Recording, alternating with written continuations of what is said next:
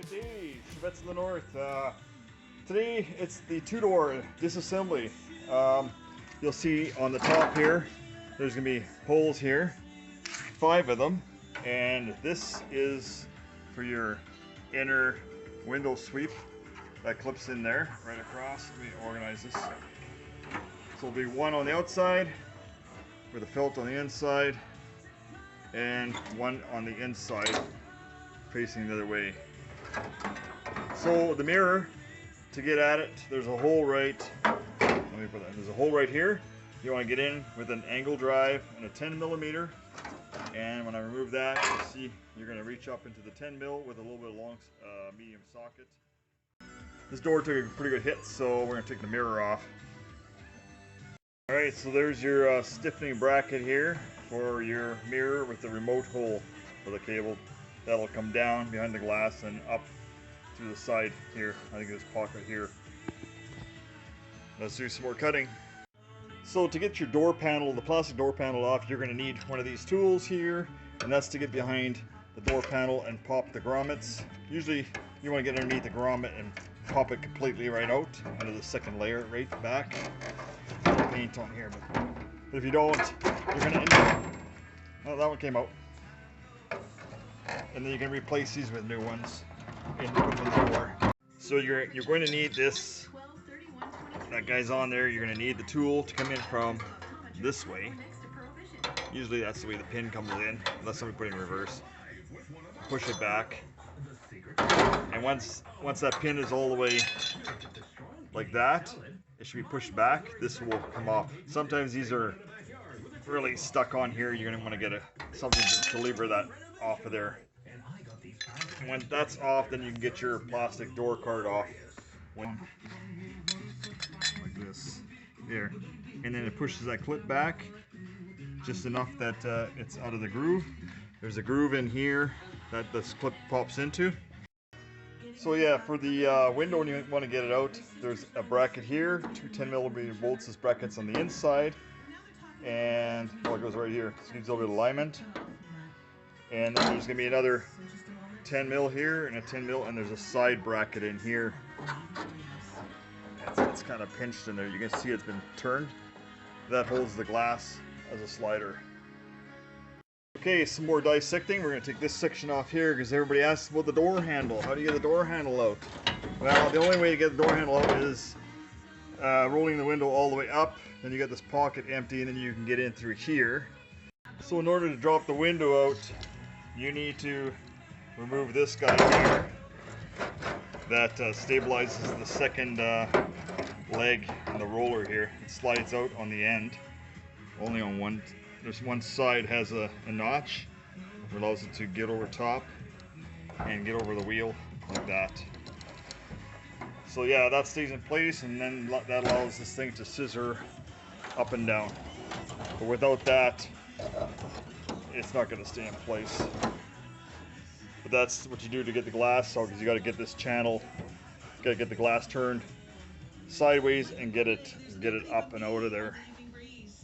So the door lock is just one rivet, and it slides in on this hook, and it's got a rod with a little clip right in here that has to be pressed down and moved out of place. And this little slider plastic grommet pops in the door just to guide the rod, probably keep it from rattling.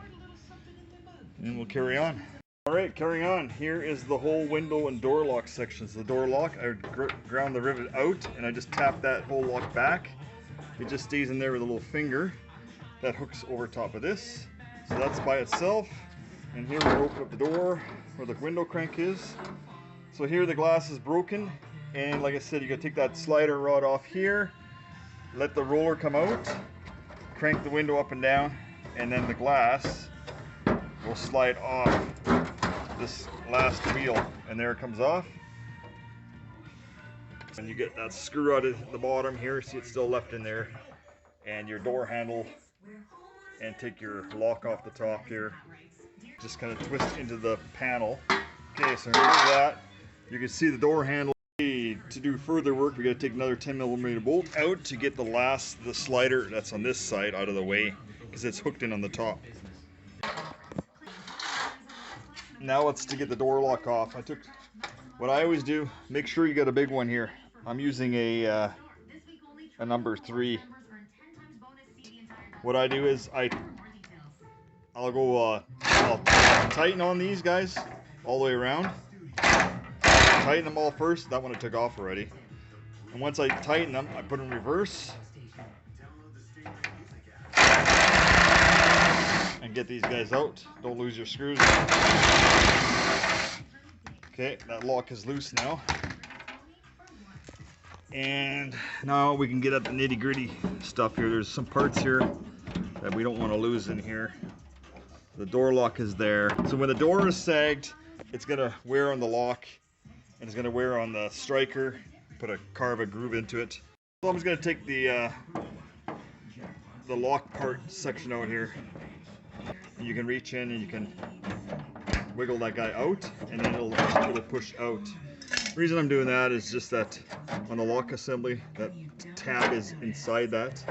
So I'm just going to get him out of the way, because now you can just tilt and twist that lock right out of the hole.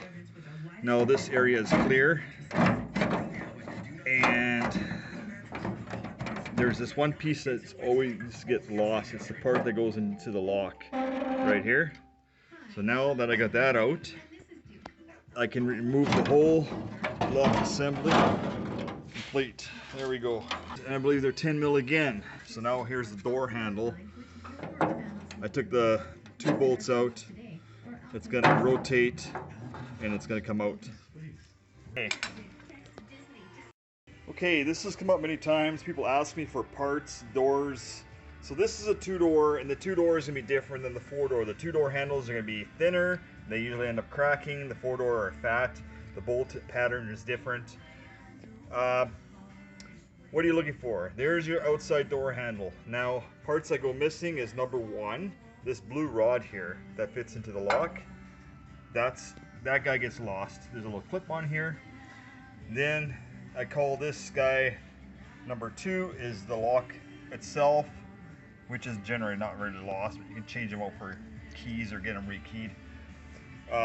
Number 3 is your door inside lock release. This guy that goes up and down. So that's number 3. And we're going to call the door inside door handle number 4. There's little clips on the end that get lost. So if you're looking for parts, maybe this kind of helps. Another thing you're going to encounter is sometimes when you close your door, the top doesn't really seal well. You get some airflow between your rubber seal. So what I do is I put a block between the door here, 2x4, and with that resistance, I'll actually just push on this whole piece here. Because over a course of time, these spots right here on both ends. Okay, all you visual learners like me, I highlighted the edge of the first outer skin right here. That's the outer one. Then there's like a hat channel inside here. There's your hat channel. And I guess I just trimmed the edge of that existing plate for the hinge here. That's spot welded. What happens is this plate here breaks away and that stays in position, and all of this metal goes that way and the door goes down on the back. So what you want to do is you want to drill through the outer layer and get a nut and a bolt. Either you drill and you tap it, or you bolt it, and once you actually have this plate pulled back to the original surface, you could actually weld it. A little bit more further visual here, I sliced the top and the bottom here, and I tried to take it off. The top weld broke, and of course there's the back side of it, right under the folded lip of the door. So we can take that section off and take a better look at it. So the most critical part that most people have problems on these 2 doors is the bottom hinge. So here's the whole door on edge. There's the top hinge. We chopped a lot of it away, but as you can see, there's 2 layers of metal there. The outer metal, and then there's an inner layer You can see it on that section there. And then you have that solid hinge coming through. So this one here is actually good, but the metal can pull away over the course of time, where I put a punch in here, try to separate it. So there's just 5 spot welds. And then you see the relief cut for the heavy hinge part to come right through the metal, through the other layer. Drilling through and getting a nut and bolt from the inside and tightening this together is one way, or drilling and then MIG welding the pieces together when they're back to where they should be in orientation. So your door is going to sit high and not wear on your lock and close properly. Well, that's it, guys. That was car number